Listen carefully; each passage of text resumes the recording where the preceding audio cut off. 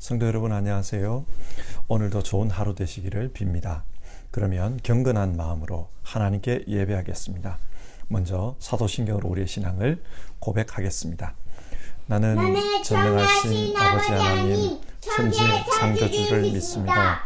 나는 그의 유일하신 아들 우리 주 예수 그리스도를 믿습니다. 그는 성령으로 잉태되어 동정녀 마리아에게서 나시고 본디오 빌라도에게 고난을 받아 십자가에 못 박혀 죽으시고 장사된 지 사흘 만에 죽은 자 가운데서 다시 살아나셨으며 하늘에 오르시어 전능하신 아버지 하나님 우편에 앉아 계시다가 거기로부터 살아있는 자와 죽은 자를 심판하러 오십니다. 나는 성령을 믿으며 거룩한 공교회와 성도의 교제와 죄를 용서받는 것과 몸의 부활과 영생을 믿습니다. 아멘. 찬송가 27장입니다.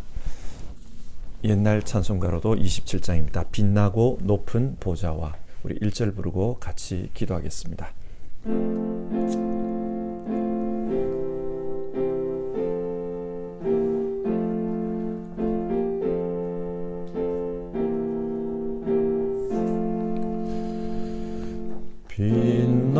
빛나고 높은 보좌와 그 위에 앉으신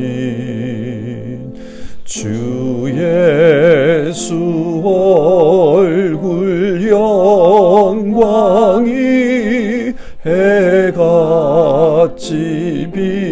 빛나네. 해같이 빛나네. 같이 기도하겠습니다.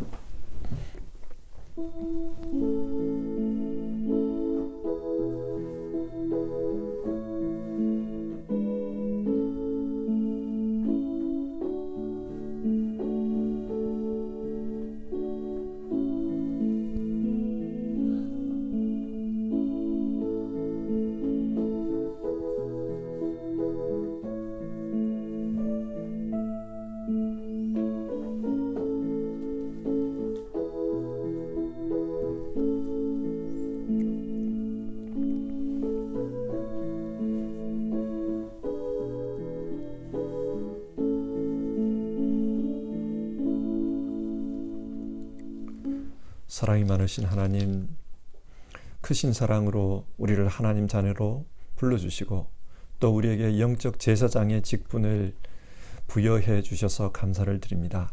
하나님 앞에 오늘도 예배하며 나아갑니다.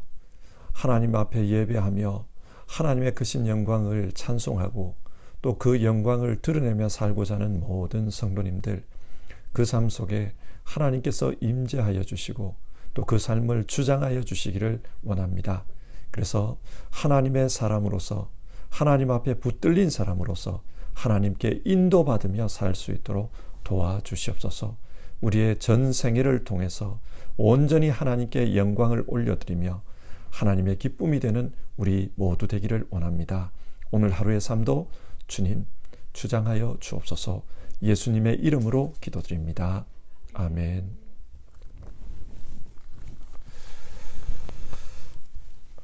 오늘 함께 살펴보실 말씀은 역대하 31장의 말씀입니다. 그리고 이 아침에 읽을 말씀은 31장 1절부터 8절까지의 말씀을 한 절씩 교독하겠습니다. 31장 1절입니다.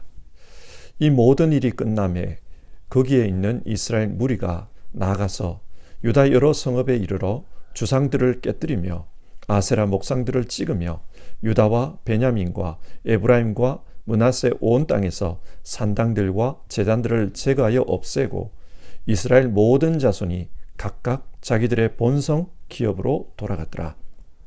히스기야가 제사장들과 레위 사람들의 반열을 정하고 그들의 반열에 따라 각각 그들의 직임을 행하게 하되 곧 제사장들과 레위 사람들에게 번제와 화목제를 드리며 여호와의 휘장문에서 섬기며 감사하며 찬송하게 하고 또 왕의 재산 중에서 얼마를 정하여 여호와의 율법에 기록된 대로 번제 곧 아침과 저녁의 번제와 안식일과 초하루와 절기의 번제에 쓰게 하고 또 예루살렘에 사는 백성을 명령하여 제사장들과 레위 사람들 몫에 음식을 주어 그들에게 여호와의 율법을 힘쓰게 하니라.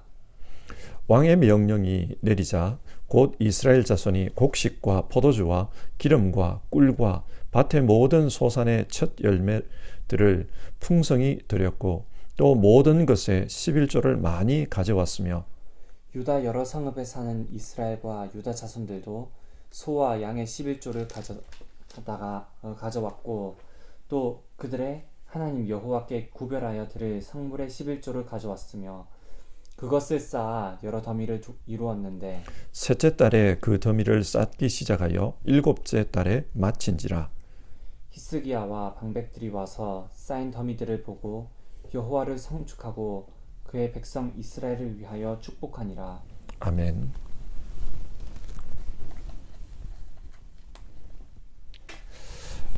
역대하 29장에서 31장은 히스기야 왕의 종교 개혁에 대한 이야기입니다. 여러분, 히스기야 왕이 어떻게 종교 개혁을 했습니까? 먼저 29장의 내용부터 보면 선왕이었던 아하스가 닫아버린 성전 문을 다시 엽니다. 그리고 성전을 수리하고 그곳에서 예배를 회복합니다. 이 예배 회복을 통해 하나님과의 언약이 회복되었습니다. 히스기야의 종교개혁은 이스라엘 신앙의 본질을 회복하는 것과 연관이 있었습니다. 이어서 30장에서 히스기야는 모든 백성들에게 유월절 절기를 지키라고 공포합니다. 유다 백성뿐만 아니라 이미 망해버린 북이스라엘 백성에게도 유월절 예배에 참석하라 그렇게 전합니다. 그 결과 이스라엘 민족에게 영적 부흥이 일어납니다. 하나님께서 이들에게 영적 부흥을 허락하셨습니다. 그러자 사람들이 예루살렘에 남아있던 우상의 흔적들을 제거합니다. 그리고 유월절 예배를 한 주일 더 연장해서 총 보름 동안 절기 예배를 지켰습니다. 예배에 참석했던 사람들이 이 예배를 통해 큰 은혜를 경험한 것입니다. 이처럼 히스기야의 종교 개혁은 예배의 부흥, 예배의 회복과 연관이 있습니다. 자, 그러면 이렇게 은혜를 경험한 사람들이 그 다음에는 어떤 반응을 보일까요? 오늘 읽은 본문은 이에 대한 말씀입니다.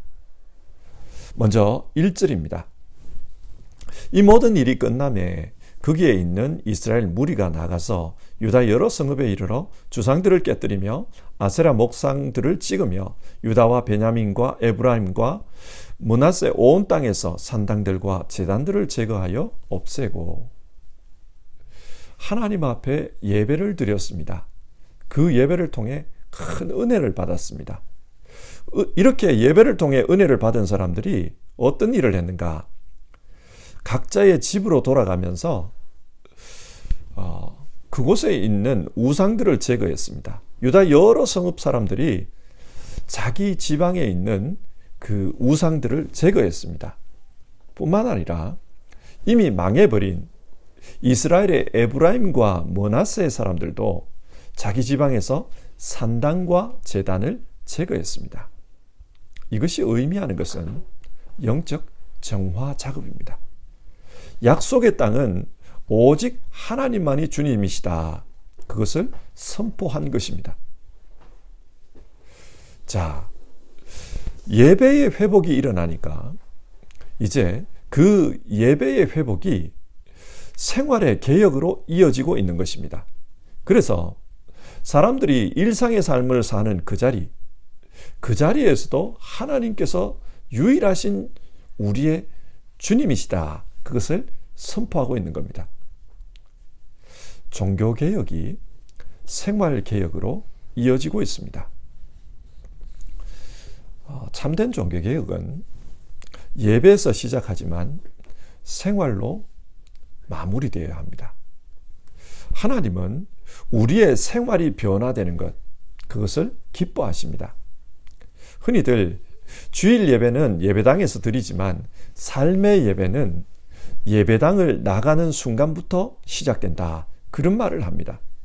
하나님은 우리가 예배당에서 드리는 그 예배도 기뻐하시지만 우리가 일상에서 삶으로 드리는 예배, 그 예배를 기뻐하십니다. 살아있는 예배, 그 예배를 기뻐하십니다. 그래서 삶이 아름다울 때 하나님은 그 삶을 통해서 영광을 받으십니다.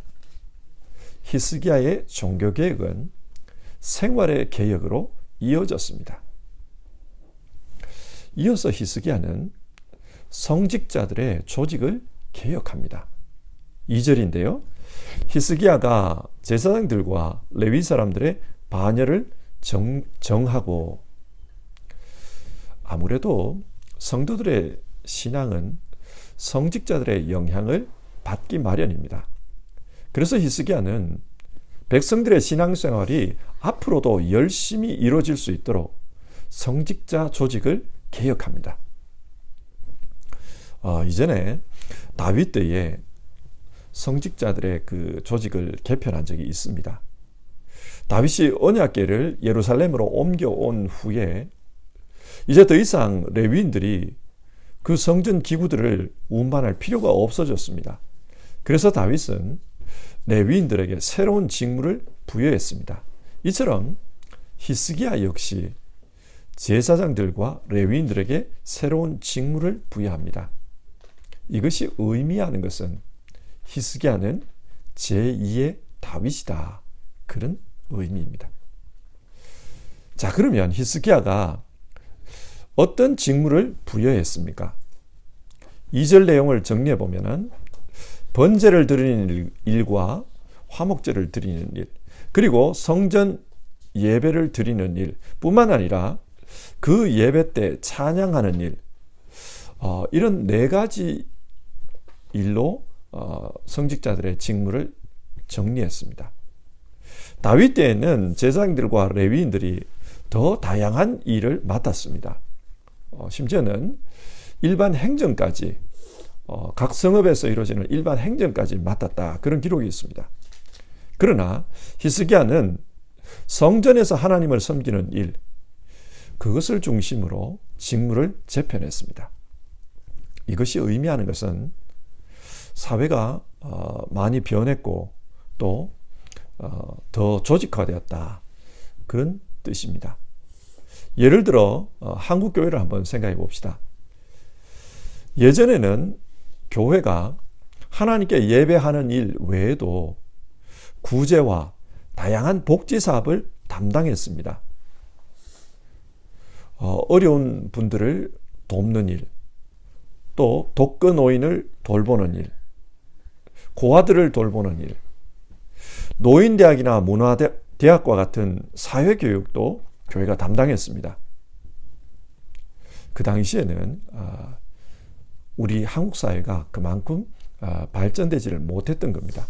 그러나 요즘은 정부에서 이런 복지사업을 훨씬 더 잘 감당합니다. 왜냐? 정부에 더 많은 재정이 있고 더 많은 전문 인력이 있기 때문입니다. 그러다 보니까 이제는 교회가 이런 복지에서는 할 일이 많이 줄어들었어요. 사회가 발전하면은 이렇게 됩니다. 그래서 교회는 요즘은 그 예배와 신앙 본연의 일에 더 집중할 수밖에 없습니다.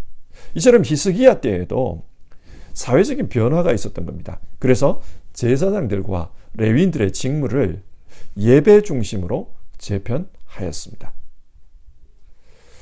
이어서 히스기야는 이 예배가 앞으로도 지속적으로 드려질 수 있도록 그 재정 관련 제도들을 개선합니다.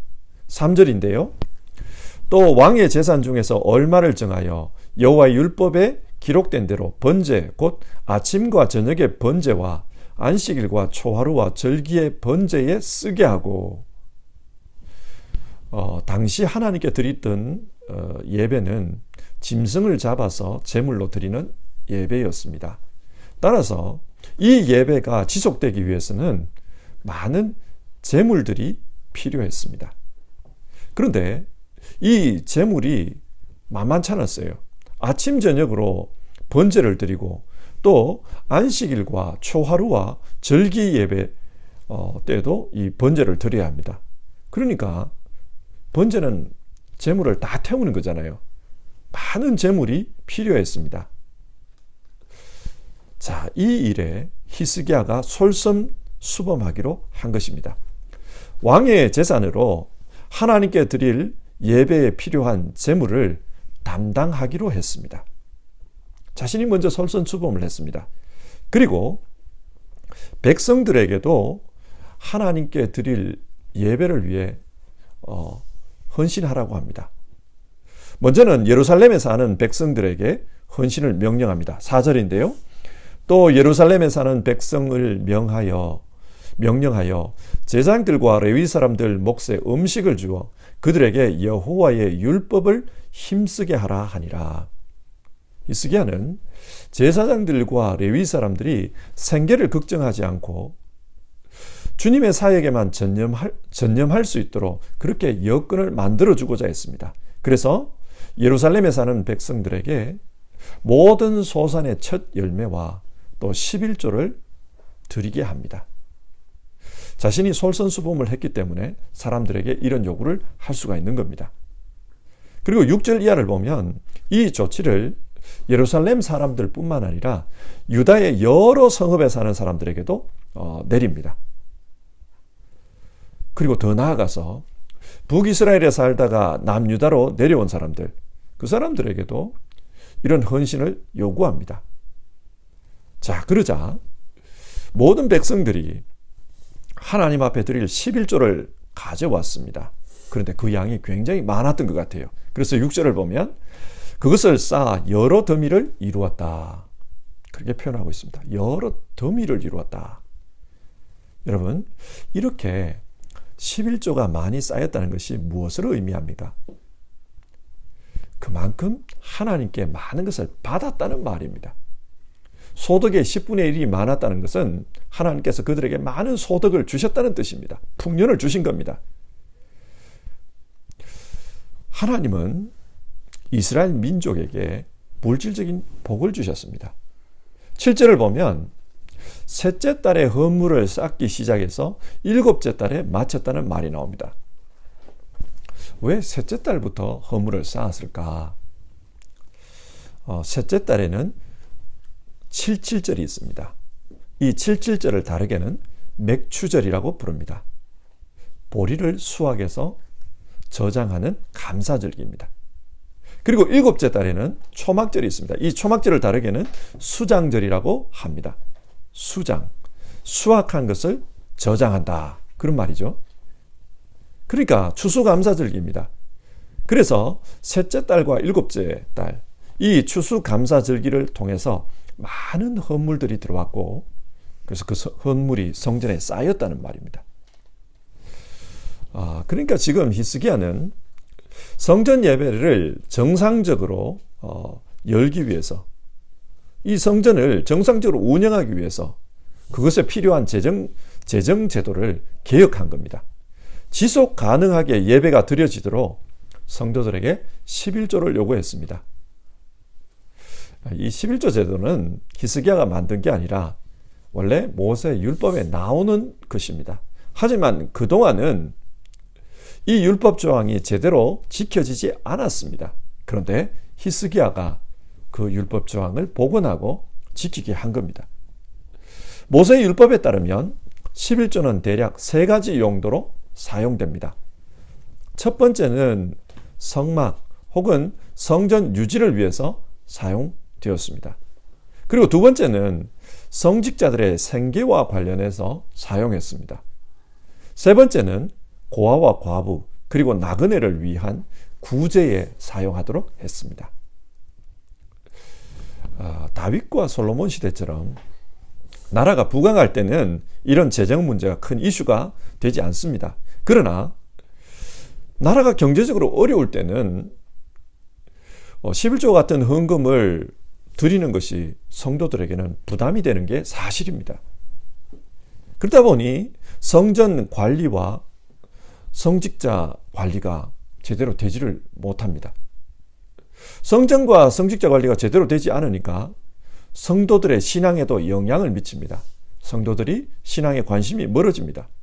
성도들의 신앙에 관심이 멀어지니까 또 성전의 재정이 부족합니다. 이런 악순환이 계속 반복되었던 것입니다. 근데 히스기야가 그 악순환을 끊었습니다. 그리고 바로잡습니다. 히스기야 시대 역시 아수르의 팽창 정책으로 여러 전쟁이 있었고, 그래서 국가적으로도 굉장히 어려웠습니다. 경제적으로 힘들어요. 그럼에도 불구하고 이런 제도 개편을 통해서 하나님 앞에 지속 가능하게 예배를 드리도록 그렇게 나라를 만들어가고 있습니다. 지금도 그렇지만 헌금은 내는 것도 중요합니다만 잘 사용하는 것이 더 중요합니다. 그래서 히스기야는 9절 이하에서 어떻게 헌금을 보관하고 또 헌금을 어떻게 사용할지 그것과 관련된 제도를 개혁합니다. 먼저 헌금을 보관할 창고를 개선하고요. 그리고 이 헌금을 어떻게 관리할 것인가, 관리 책임자를 세웁니다. 그리고 어떤 방식으로 분배할지도 정합니다. 제사장들의 경우 3세 이상에게 몫을 분배하기로 했습니다. 그리고 레위인들의 경우에는 20세 이상의 사람들에게 딸린 식구수를 감안해서 몫을 나누어 주도록 했습니다. 이처럼 하나님 앞에 드리는 예배와 성전 유지를 위해서 히스기야는 재정적인 부분에서 개혁을 단행했습니다. 자, 이렇게 했을 때 결과가 어떠했는가? 21절은 이렇게 말합니다. 그가 행하는 모든 일, 곧 하나님의 전에 수종드는 일에나 율법에나 계명에나 그의 하나님을 찾고 한 마음으로 행하여 형통하였더라. 하나님께서 히스기야의 통치를 형통하게 해 주셨습니다. 자, 오늘 말씀을 정리해 봅시다. 역대하 31장의 말씀은 성전 예배와 관련된 히스기야의 종교개혁에 대해 이야기합니다. 히스기야는 하나님 앞에 드리는 예배가 단절되지 않고 계속 될 수 있도록 성직자들의 조직을 개편했습니다. 그리고 예배 관련 재정이 부족하지 않도록 자신이 솔선수범해서 하나님께 드렸습니다. 뿐만 아니라 성직자들이 하나님을 섬기는 일에 집중할 수 있도록 백성들에게도 11조를 독려합니다. 그래서 안정적인 기반 위에 예배가 진행되도록 그렇게 만들었습니다. 그러니까 하나님께서 이런 히스기야에게 하는 일마다 형통할 수 있도록 복을 주셨다. 성경 그것을 말씀합니다. 성도 여러분, 성경이 오늘 말씀을 통해 우리에게 교훈하는 것이 무엇입니까? 첫 번째는 예배가 중요하다는 것입니다. 히스기야는 하나님께 드리는 예배가 중요하기 때문에 그 예배를 위해 여러 가지 제도를 개선했습니다. 왜 예배가 중요합니까? 이 세상은 하나님께서 다스립니다. 보이지 않는 하나님께서 보이는 인간을 통해 이 세상을 다스리고 계십니다. 그러므로 인간이 하나님의 뜻을 헤아려 그 뜻대로 세상에서 살아갈 때 하나님의 통치가 온전하게 이루어집니다. 여기서 중요한 것은 사람이 하나님의 뜻을 올바로 헤아리는 것입니다. 그런데 어떻게 사람이 하나님의 뜻을 헤아릴 수 있을까요? 하나님을 만나는 것, 하나님의 말씀을 듣는 것, 그것을 통해 하나님의 뜻을 헤아릴 수 있습니다. 하나님을 만나는 방법, 그것이 바로 예배입니다. 오늘 성경은 히스기야 시대에 예배가 부흥하자 생활적인 변화가 일어났다고 합니다. 뿐만 아니라 히스기야가 하는 모든 일이 형통했다. 그렇게 말씀합니다. 자, 보십시오. 예배가 살아나자 왜 다른 일들이 형통합니까? 사람들이 이 예배를 통해 하나님의 뜻을 알게 되었고, 하나님의 뜻을 알고 그 뜻대로 살자 세상이 바뀌는 겁니다. 그래서 이 세상의 삶이 형통한 겁니다. 오늘 우리에게도 예배가 중요합니다. 예배를 통해 하나님을 알고 하나님 뜻대로 살려고 할 때 실제적으로 이 세상의 삶 역시 변화가 일어나고 형통해집니다. 여러분, 하나님께 예배드리는 일에 있어서 열심을 내시길 바랍니다. 하나님 앞에서 열심히 예배하고 정말 하나님을 열심히 찾을 때 그때 우리 삶도 변화되고요. 우리 삶에 하나님이 주시는 형통의 축복이 있습니다. 우리 모두 이 예배를 통해서 하나님을 찾아가는 그런 사람 될 수 있기를 바랍니다. 두 번째로 오늘 본문이 교훈하는 바는 이런 예배가 가능하기 위해서는 우리 모두의 나눔과 협력이 필요하다는 사실입니다. 히스기야는 이 예배가 지속되게 하기 위해서 재정적인 개혁을 했습니다. 뿐만 아니라 성직자들의 업무도 재편했습니다. 오늘날도 마찬가지입니다. 예배가 온전하게 드려지기 위해서는 서로의 재능을 나누고 또 물질을 나누면서 협력하는 것이 필요합니다. 어떤 사람은 찬양을 잘합니다. 어떤 사람은 봉사를 잘합니다. 어떤 사람은 남의 마음을 잘 헤아립니다. 그래서 사랑을, 따뜻함을 나누어 줍니다. 어떤 사람은 행정을 잘합니다. 이렇게 서로 자신의 하나님께서 주신 자신의 재능을 나누고 또 협력을 할 때 그때 예배가 가능합니다. 나눔과 협력이 없다면 교회도 예배도 불가능합니다. 예배드리는 사람이 예배의 장소에 앉아 있는 것도 중요하지만 함께 협력하고 함께 나누려는 것, 그 마음이 더 중요합니다. 어제 마태복음 10장에서 너희는 거저 받았으니 거저 주라. 주님의 그 말씀을 살펴보았습니다. 선교는 주님께 받은 것을 나누어 주는 것이라고 했습니다. 주님으로부터 받은 것, 그것을 나누고 다른 사람과 협력하는 겁니다. 이처럼 예배 역시도 하나님께서 우리 각자에게 주신 재능, 우리 각자에게 주신 달란트, 그것을 함께 나누고 협력하는 것입니다. 우리의 예배 생활이 이럴 수 있기를 바랍니다. 함께 나누고 또 함께 협력함으로 하나님을 예배할 수 있으면 좋겠습니다. 이 예배를 통해 우리의 삶에도 하나님 주시는 형통함이 있기를 바랍니다. 함께 찬송하겠습니다. 찬송가 211장입니다. 옛날 찬송가는 346장입니다. 값비싼 향유를 주께 드린.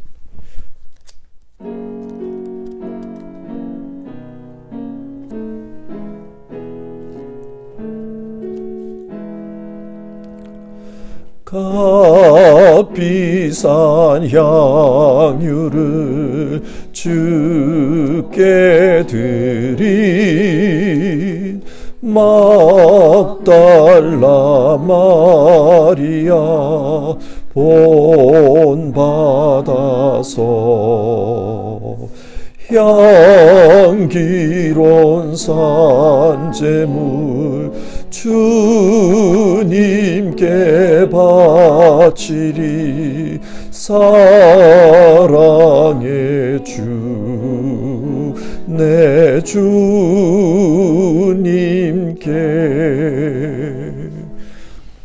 오늘 성경 말씀을 생각하며 같이 기도합시다. 히스기야는 하나님께 드리는 예배가 중요하다는 것을 알았습니다. 그래서 그 예배를 지속적으로 드리기 위해서 여러 가지 제도를 개선했습니다. 그것이 오늘 본문의 내용입니다. 우리 역시 하나님께 드리는 예배가 중요합니다. 이 예배는 우리의 삶을 바꾸고 우리의 삶의 현장을 바꿉니다. 더 크게 보면 우리 시대의 역사를 바꾸는 통로가 예배입니다. 그래서 우리 자신들이 함께 생각하고 기도할 것은 하나님 앞에 바른 예배를 드리기 위해서 나도 히스기야처럼 내 삶에서 개선해야 될 것이 없는가, 그 문제를 생각하면서 기도합시다. 그리고 예배는 하나님께 받은 것을 나누고 협력함으로써 가능하다고 했습니다. 내가 나누고 협력할 수 있는 것은 무엇인가, 그것을 생각하며 기도합시다. 기도하겠습니다.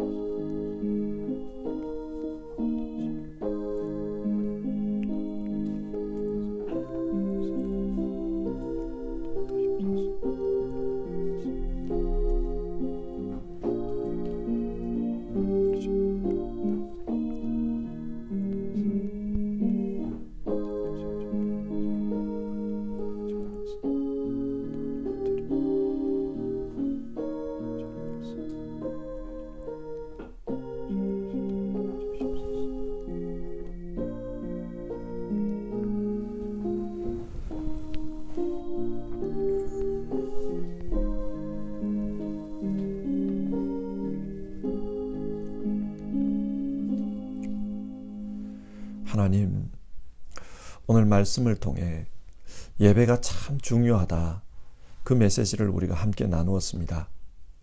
예배가 중요하기 때문에 히스기야는 그 예배를 위해서 여러 가지 제도를 개선했던 것을 봅니다. 우리 역시 하나님 앞에 온전한 예배를 드리기 위해서 우리 삶 가운데 개선해야 될 것이 무엇인지를 알게 하여 주시옵소서.